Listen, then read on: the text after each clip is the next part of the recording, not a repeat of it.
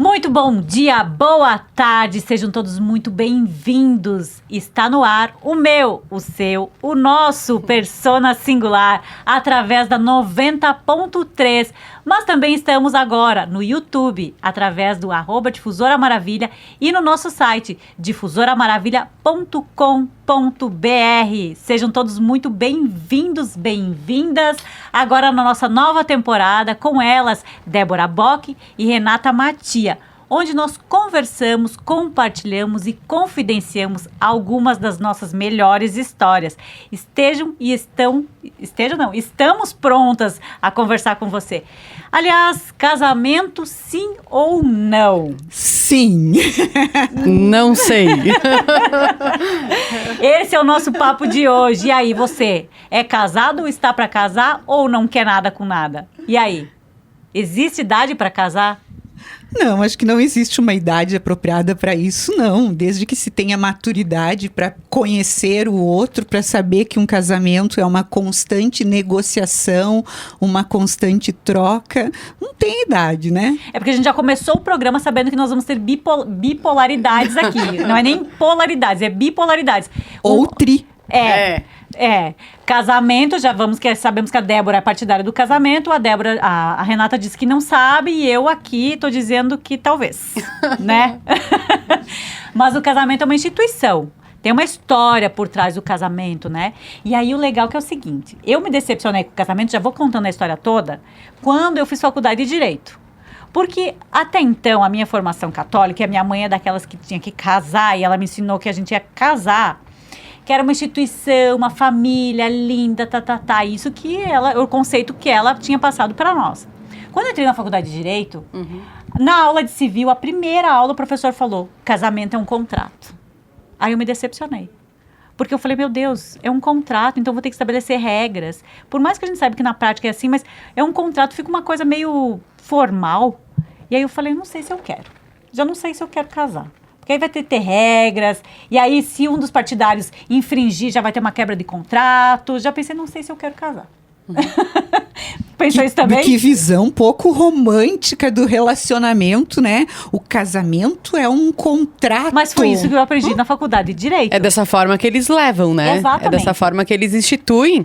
Como a Ivana falou no início, o casamento é uma instituição, né? É como se, enfim, existem regras a serem seguidas, né? E a primeira pergunta com relação à idade certa, a Débora disse que não tem, mas existe uma pressão da sociedade muito grande para que a gente case até determinado momento, até determinada idade, né? Isso. Porque aí vem aquela história, assim, sempre foi assim, tem que ser assim. Então, em alguns momentos, existe uma pressão, né? Tanto para quem está solteira, ou para quem está só namorando, ou para quem está morando junto, mas não efetivou o casamento ainda, né? Que, na minha opinião, já é estar casado. Mas eu acredito que exista, sim, uma pressão que talvez algumas aqui não sentiram, mas que eu, em alguns momentos, já senti na minha vida, né? Por isso que, enfim, a gente colocou essa pergunta se existe idade certa. Não existe, mas existe cobrança.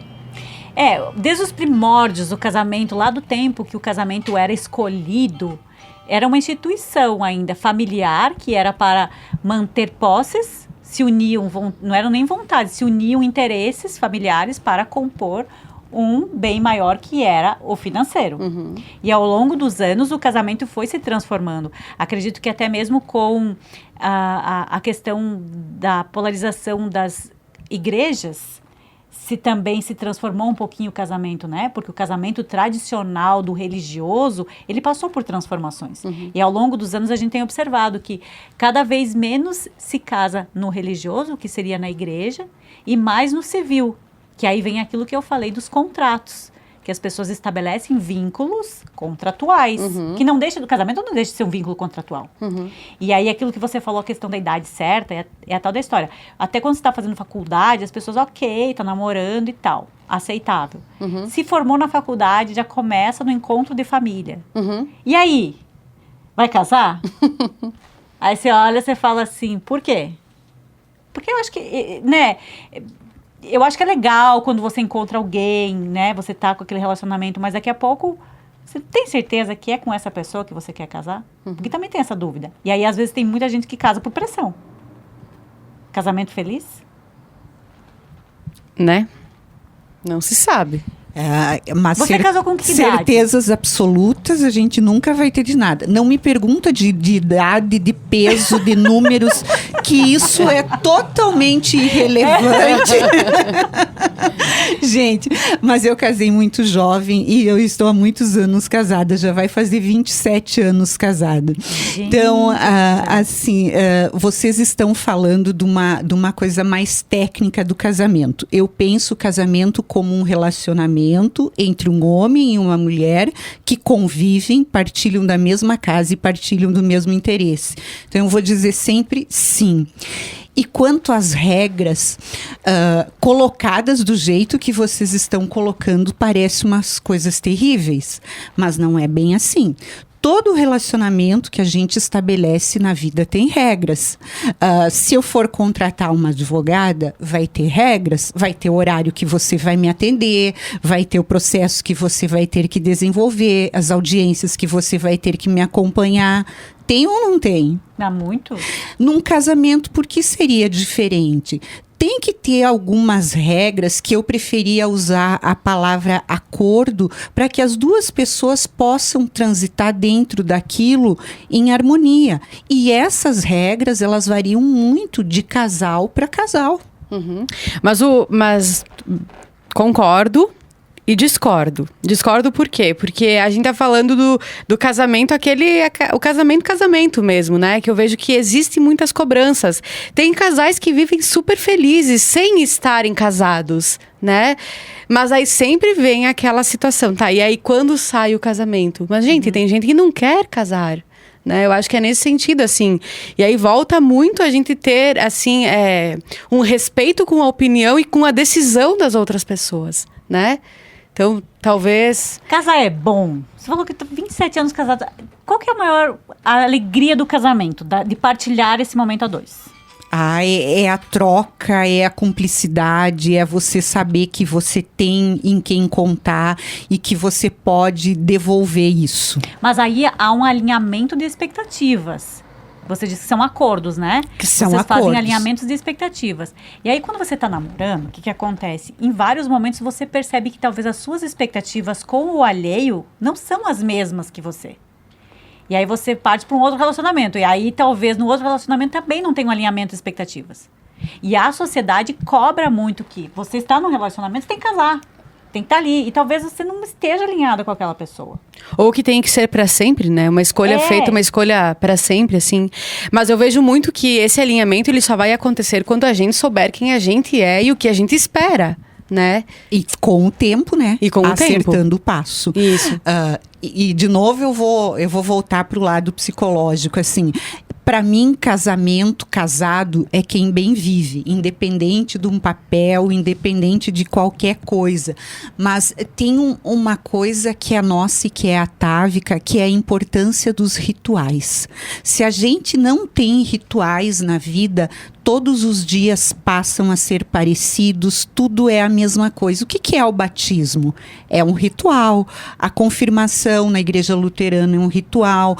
Os aniversários. Então, nós precisamos ritualizar algumas coisas para que elas passem a fazer sentido para nós. Não importa se é você e ele lá no quarto colocando aliança ou dizendo um para o outro. Nesse momento, nós estamos transformando a nossa a relação. Isso é o ritualizar.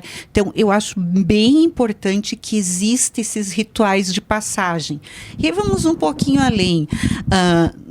Quando eu era criança, eu queria muito usar salto alto. Eu poderia usar salto alto quando eu fizesse 15 anos. Passar um batom depois da confirmação. Então, o que a gente fazia? A gente aprendia a esperar. A gente aprendia a lidar com a ansiedade. Hoje a gente vê meninas de 9, de 10 anos aí, com saltão, com maquiagem. Então, nesse sentido, eu defendo um ritual, que não precisa ser exposto para o outro, mas contratos que tem que ter entre você e seu parceiro. Eu acho que, só te interrompendo antes, né? Os rituais são importantes, mas também a banalização, porque se banalizou muito hoje. Os relacionamentos. Não, vamos ali. Até mesmo casamentos. A gente se voltar um pouquinho, um passado recente ali, aquela Cicarelli, uma modelo que casou com o Ronaldo Fenômeno, que foi um casamento maravilhoso em Barcelona e durou 40 dias. E assim como esse exemplo que eu tô falando, muitos outros casamentos de famosos, que o que acontece? Como estão na mídia, acabam transparecendo para todo mundo que vê a fragilidade das relações, como elas podem ser superficiais. Vamos nos casar e aí daqui um mês a gente não tem mais compromisso nenhum. O ritual, como você disse, é importante, mas qual é a valoração que eu dou para isso? Tanto para o ritual quanto para o relacionamento. É que após o ritual tem todo um compromisso em qualquer ritual em qualquer ritual que você vai fazer, né? Eu ia dizer que acho que a Débora vai convencer nós até o fim do episódio. Eu preciso contar uma história para convencer vocês, então. E eu acho que hoje, gente, eu vou ter que pedir pouso na casa de outra pessoa, que o Dilson vai me matar. Ai. Que o Dilson não esteja nos vendo ou que esteja nos vendo. E agradeço. Nós nos conhecemos e casamos muito rápido. Morávamos em cidade muito distante, não tinha celular, era tudo na carta ou no orelhão com fila. O Dilson morava em Santa Maria, eu em Carazinho. A segunda vez que o Dilson foi para minha casa, ele pediu para casar comigo. Sério? E eu levei um susto tão grande porque eu não esperava aquilo. E eu disse sim. E aí depois eu fui conversar com o meu avô, que para mim era minha referência. Eu disse, vô, assim aconteceu, ele me pediu em casamento. E eu disse, o que eu faço? E aí o meu avô disse, e você gosta dele? Eu disse, vô, hoje eu gosto, mas eu vi ele tão poucas vezes, a gente mal se conhece. E o meu avô disse assim, então diz sim. Diz sim e te dá o tempo de conhecê-lo. Se você estiver entrando na igreja e você vê que não é aquilo que você quer, você vira as costas e sai, que eu vou estar lá fora te esperando. Ai, que lindo! Isso. E aí eu entendi um conceito muito importante para as relações. Vai soar um pouco contraditório, mas eu já me explico. Que é entender a impermanência das coisas. Se a gente entender que tudo tem que ser para sempre, as coisas ficam extremamente pesadas ou nos levam para uma zona de conforto. Então, a partir do momento que eu entendo que não tem que ser para sempre, que talvez isso possa acabar, eu vou me esforçar mais para que aquela pessoa goste de mim, eu vou me dar, eu vou trocar mais.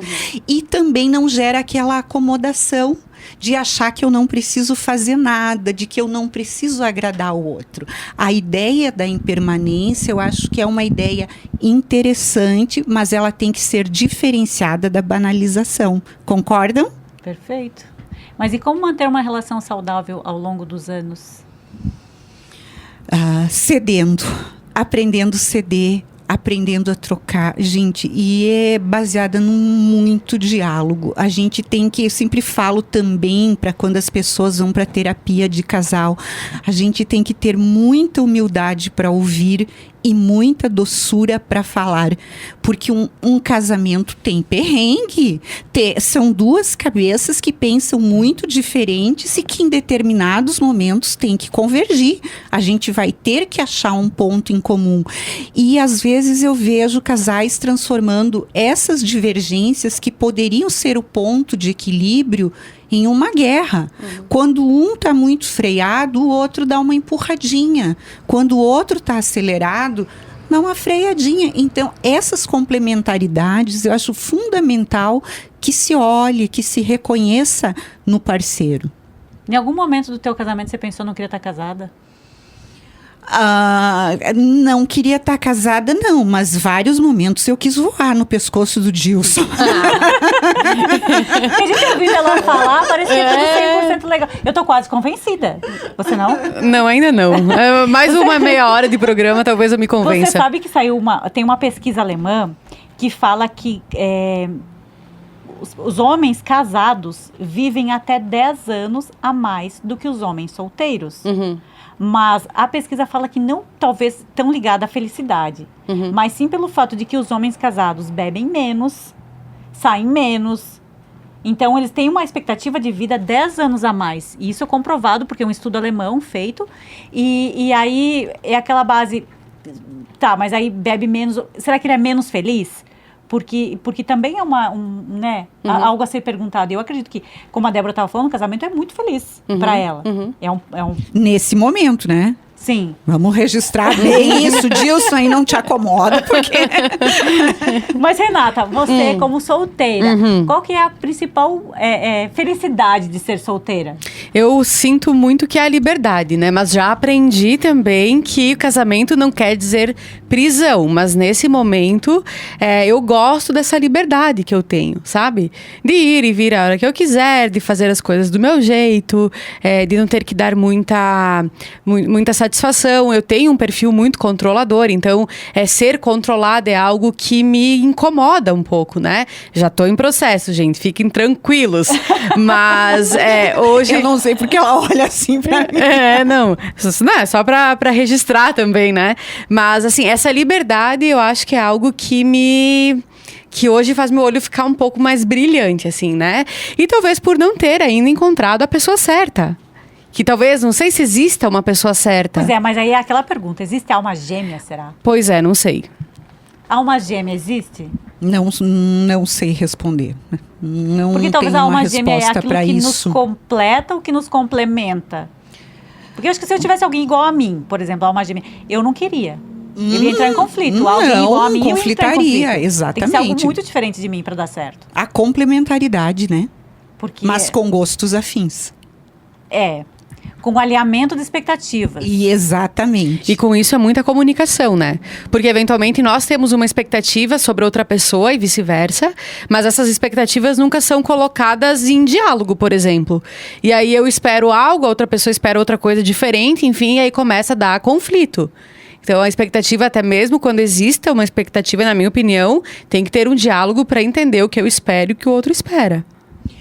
Mas eu preciso te fazer uma pergunta. Você acha que casamento tolhe liberdade? Não. Em Não certos sei. momentos, sim. Vamos ser bem sincera. Porque, por exemplo, coisas que você faz solteira, você não vai fazer casada. Então, em algum momento, vai tolher sua liberdade.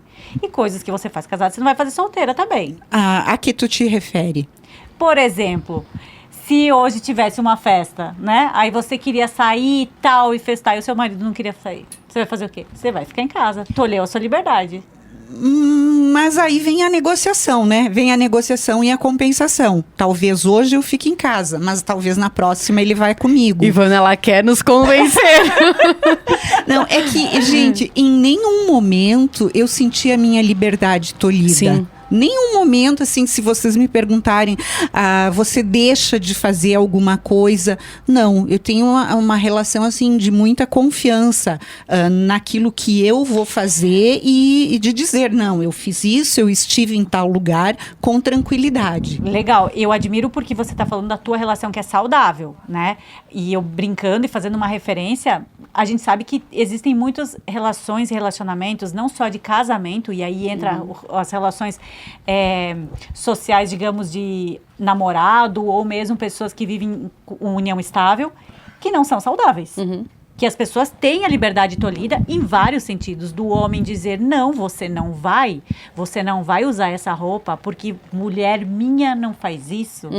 Ou mesmo a mulher, também tem mulher que tolhe a liberdade do homem nesse sentido de, não, você não vai. Por isso que a gente faz um comparativo com as, digamos, aqui entre nós, com as nossas relações, mas num universo que nós convivemos, as pessoas têm muito isso. E sabe, Ivana, eu vejo assim, eu convivo com muitos casais. E os casais que eu sinto serem mais felizes são aqueles que conseguem ter a sua vida individual também. Por exemplo, eu tenho um grupo de amigas e eu convivo com as minhas amigas, assim como meu marido tem um grupo de amigos que convive e a gente convive junto juntos também, né? Mas, por exemplo, ter o dia lá que é pra ficar só com as amigas ou com os amigos, sabe? E eu sinto que os homens, eles têm uma leveza maior em fazer isso. Me corrijam se eu estiver errada, né? Porque nós mulheres temos uma preocupação, me parece, assim, com o lar, com os filhos, enfim, né? Então, eu acho que isso também parte muito de um posicionamento que a mulher tem que ter para não ter a liberdade tolhida, né? Então, não, eu não acho que casamento tira a liberdade. Eu acho que são algumas coisas que a gente deixa de fazer pela gente, que daí sim vão deixando a gente ficar menos livre, sabe? Talvez um medinho de mudança. Também. De tirar do conforto daquilo que lhe é agradável hoje. Porque a liberdade é agradável. Sim. E uma liberdade sua, de você escolher o que você quer fazer. E daqui a pouco ter que ter outra pessoa para juntos decidirem. Talvez seja tão desconfortável. Esse talvez o medo. Não é nem de estarem com outra pessoa, mas de ter aquela decisão juntos. Vamos fazer. E aí o pior, de você querer fazer algo e a pessoa dizer, vamos negociar este final de semana, não? E aí você pensa... Que bom, obrigada por essa escolha. E aí não é uma questão de controle? Por que a gente tem que estar no controle sempre? Ai, gente, mas eu gosto. Essa pergunta é pra mim também. E eu já respondi. Mas é tão bom quando a gente entende que primeiro a gente não precisa controlar tudo e depois a gente não consegue controlar tudo. Mas vocês falavam há pouco assim de aquilo que a Rê falou de para existir um nós verdadeiro tem que existir um eu e um você. Um eu com os meus amigos, os meus gostos, o meu tempo e um você com os seus. O que a gente vê em muitas relações é que quando as pessoas ficam juntos, alguém acaba se anulando. Os casais confundem muito um casamento com uma simbiose psíquica. Agora existe dois eus. Vamos fazer tudo sempre junto o tempo inteiro. Aí vira uma relação disfuncional, vira uma relação que tolhe liberdade mesmo. E chata. E chata e cansativa e que ninguém aguenta, não. Aí é uma relação disfuncional. Você que está nos ouvindo e nos vendo, tá gostando do nosso programa? Entra no YouTube, deixa o seu joinha, comenta conosco nas nossas redes sociais, divulga para alguém, compartilha, enfim. Faça essa nossa união valer a pena, né? Sim, faça esse nosso casamento valer a pena, né? Isso. Já tá convencida a casar? Olha, tá. Talvez um pouquinho, assim, né? Ouvindo o que foi dito agora. Mas assim, será que num casamento é só amor? Ou existe o período da paixão, do amor, do companheirismo? Porque eu acredito que ao longo dos anos vai se transformando também. Ou não? Com certeza. A paixão, assim, os estudiosos da paixão, eles dizem que ela não dura mais do que um ano e meio. Porque na fase da paixão há uma mudança neuroquímica e a gente não ama a outra pessoa, a gente ama o que a gente idealiza do outro. Ai, mas é tão boa essa fase, gente. É deliciosa, né? Poderia vender em cápsula. Ivana vivendo o momento, né? Mas a gente idealiza muito e cria uma relação de dependência.